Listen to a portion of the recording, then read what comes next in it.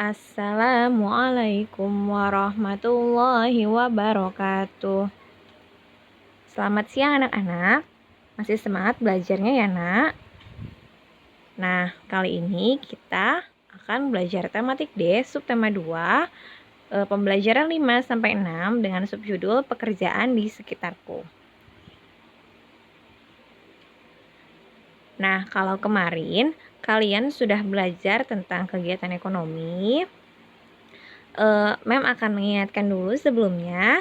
Kegiatan ekonomi yaitu kegiatan yang dilakukan manusia untuk memenuhi kebutuhan hidupnya. Ya, jadi sebuah kegiatan dilakukan oleh manusia untuk memenuhi kebutuhannya.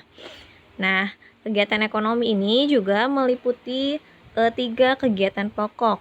Yang pertama ada produksi. Produksi pelakunya adalah yang dilakukan oleh produsen. Ini juga sudah dijelaskan kemarin. Kemudian distribusi itu dilakukan oleh yang menyalurkan barang, dilakukan oleh distributor. Kemudian ada konsumsi yang dilakukan oleh konsumen, seperti kita ya, yang mengkonsumsi suatu barang atau jasa gitu ya. Nah, sekarang intinya kita akan belajar di pembelajaran 5 ini tentang hasil kegiatan ekonomi dan berbagai pekerjaannya. Kalau tadi kegiatan ekonominya kita mengulang sedikit, sekarang kita melihat hasil kegiatan ekonominya tersebut ya. Nah, di sini ada nelayan. Nah, nelayan ini tentunya kegiatan ekonomi yang dilakukan adalah menangkap ikan ya.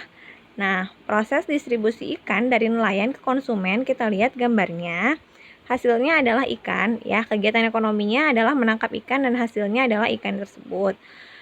Kita lihat gambarnya, proses distribusi ikannya. Kita lihat pertama ikan ditangkap oleh nelayan ya. Mereka menangkap ikannya dulu, kemudian ikan dibawa ke pasar. Setelah itu ikan dijual di pasar, lalu ikan diolah menjadi bisa ikan goreng dan sebagainya ya nak ya, dan siap untuk dikonsumsi begitu ya. Jadi ikan yang ditangkap oleh nelayan ini sebagai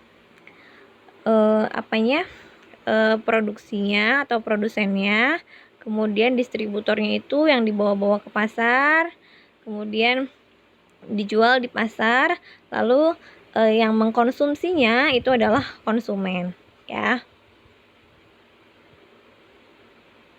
Nah, kemudian di sini juga ada lagi contohnya petani tumbuhan. Nah, skema kegiatan ekonominya kita lihat. Produsennya di sini adalah petani tumbuhannya. Beliau menanam pisang, kemudian dipanen pisangnya. Setelah itu beralih ke distributor. Distributornya petani menjual pisang ke tengkulak. Tengkulak ini pedagang perantara yang biasanya mengambil hasil panen pertama dari petani ya nak ya. Petani tersebut menjual pisang ke pedagang perantara ini atau tengkulak. Nah, kemudian tengkulak ini menyalurkan pisang ke pedagang.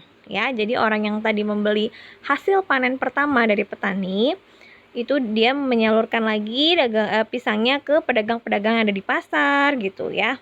Lalu pedagang di pasar tersebut menjual pisang ke pembeli. Terakhir ke konsumen kita yang memakan pisangnya. Itu namanya konsumen. Ya. Nah, tadi adalah contoh dari hasil kegiatan ekonomi yang dilakukan, enak, dan berbagai pekerjaannya. Tadi ada nelayan, pekerjaannya nelayan, kemudian dia kegiatan ekonominya adalah menangkap ikan, dan hasilnya adalah ikan tersebut yang bisa kita konsumsi. Lalu juga ada petani tumbuhan yang menanam pisang atau memanen pisang. Dia juga dia juga sebagai produsennya, kemudian hasilnya adalah pisangnya yang dapat kita konsumsi, seperti itu. Nah, sekarang tentunya kegiatan ekonomi tidak lepas dari memanfaatkan sumber daya alam yang ada. Contohnya, sumber daya alam laut. ya. Kegiatan ekonomi pasti tidak lepas dari kita memanfaatkan sumber daya alam. Ya, Nak. Di sini Mem contohkan sumber daya alam laut. Ya. Sumber daya alam laut, yang pertama di sini contohnya ada garam. Garam salah satu bahan dapur yang wajib dipakai dalam memasak. Pasti ya, Nak, kalau kita nggak ada garam, tentunya makanannya tanpa rasa atau hambar, tidak enak ya. Nah, pemanfaatannya atau manfaat garam ini, garam mengandung yodium yang sangat baik dalam mencegah kanker. Ya, jadi garam ini mengandung yodium yang baik untuk mencegah kanker. Kemudian ada ikan. Ikan juga sebagai salah satu sumber makanan, manfaatnya sebagai sumber protein bagi manusia. Lalu yang terakhir ada terumbu karang. Nah, terumbu karang ini salah satu tumbuhan laut yang dianggap sebagai indikator kebersihan laut. Jadi kalau misalnya terumbu karangnya bagus, berarti lautnya bersih, ya. Nah, manfaat terumbu karang ini mampu menghasilkan oksigen dan menjadi rumah bagi ikan-ikan yang ada di bawah laut, ya, Nak ya. Nah, ini adalah sumber daya alam laut dan pemanfaatannya, ya, contohnya. Sekarang kita beralih ke apresiasi. Apa itu apresiasi? Apresiasi adalah suatu proses melihat, mendengar, menghayati, menilai, dan membandingkan atau menghargai suatu karya. Pernah kamu dengar kita harus mengapresiasi sebuah karya seseorang? Nah, seperti itu ya, Nak. Jadi mengapresiasi itu menghargai atau menilai suatu karya seseorang, ya. Nah, di sini contoh hasil apresiasi terhadap hasil karya seni gambar yang ada di buku kalian.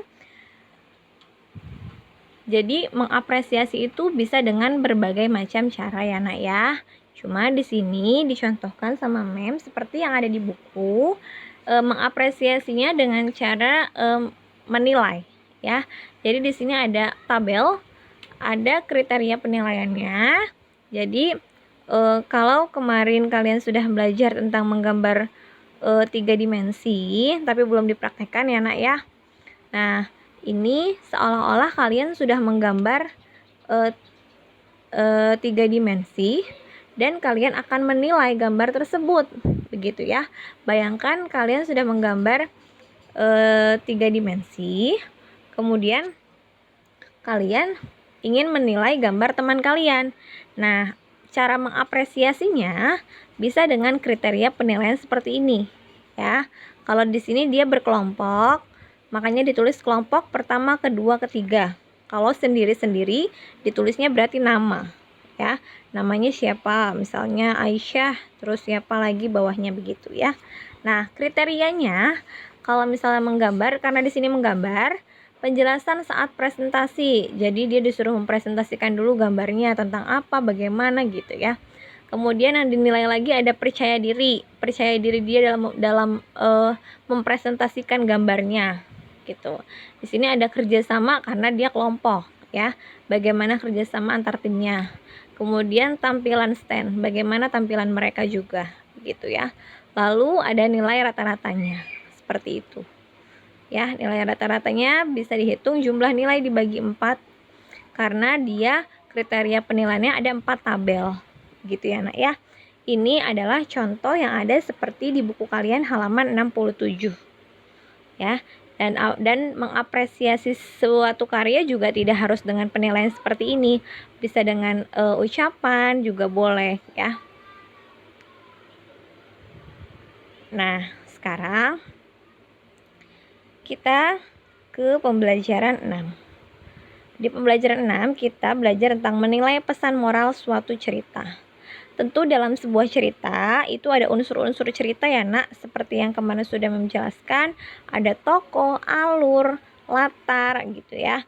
Nah, ini kalau kemarin kita sudah belajar tentang tokoh, sekarang kita belajar tentang pesan moral ya. Pesan moral ini salah satu unsur dalam cerita juga ya. Nah, pesan moral merupakan kalimat tersirat yang berisi saran, anjuran, atau nasihat bagi pembaca atau pendengar cerita.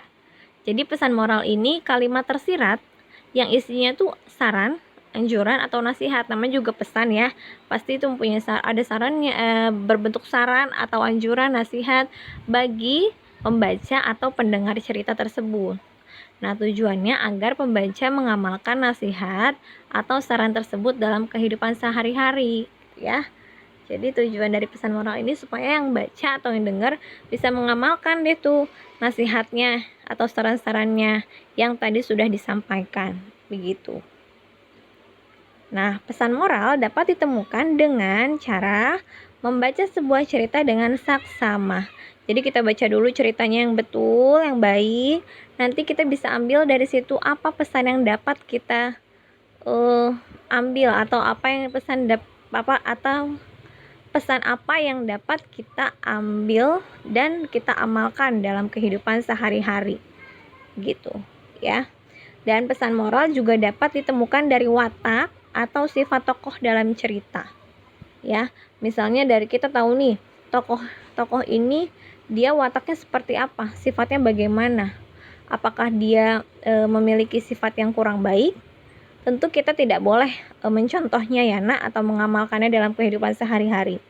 Kebalikannya juga sama, kalau tokoh tersebut atau mempunyai sifat yang baik gitu, yang rajin, yang pemaaf gitu, itu kita bisa terapkan dalam kehidupan sehari-hari, begitu ya.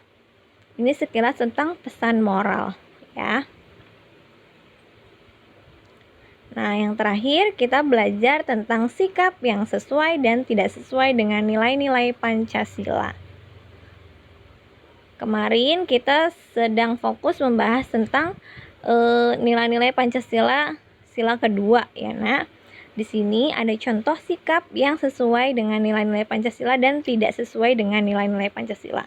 Contohnya, yang sesuai dengan nilai-nilai Pancasila itu yang pertama ada menghormati orang yang lebih tua dan menghargai orang yang lebih muda dari kita. Itu sudah pasti ya. Yang di atas kita hormati, yang di bawah kita bukan berarti kita hina atau kita remehkan, tapi harus kita hargai juga ya. Kemudian tidak membeda-bedakan teman ya. Tidak membeda-bedakan teman karena ras, suku atau bangsanya, tidak boleh. Kemudian saling membantu ketika tetangga membutuhkan pertolongan kita, itu sudah pasti. Dan memberikan tempat duduk pada orang tua ketika berada di tempat umum. Ini juga termasuk sikap yang sesuai dengan nilai-nilai Pancasila. Kebalikannya, yang tidak sesuai dengan nilai-nilai Pancasila yaitu tidak berbakti pada kedua orang tua, nggak boleh ya, itu tidak sesuai. Kemudian tidak bersikap adil pada teman, jadi dia curang atau membeda-bedakan temannya, juga tidak boleh. Tidak mau memberikan bantuan pada warga yang tertimpa musibah, ini juga tidak boleh ya, yang tidak sesuai. Dan tidak menghormati guru dan tidak menghargai teman. Ini adalah contoh yang tidak sesuai dengan nilai-nilai Pancasila. Nah, cukup sekian materi hari ini ya nak. Tadi kita belajar tentang hasil kegiatan ekonomi, kemudian kita juga belajar tentang pesan moral, dan sikap yang sesuai dengan nilai-nilai Pancasila dan tidak sesuai dengan nilai-nilai Pancasila. Semoga kalian dapat memahaminya dengan baik ya nak. Jika ada yang ingin ditanyakan, silahkan boleh menghubungi mem atau miss wali kelasnya masing-masing untuk dijelaskan kembali ya nak ya.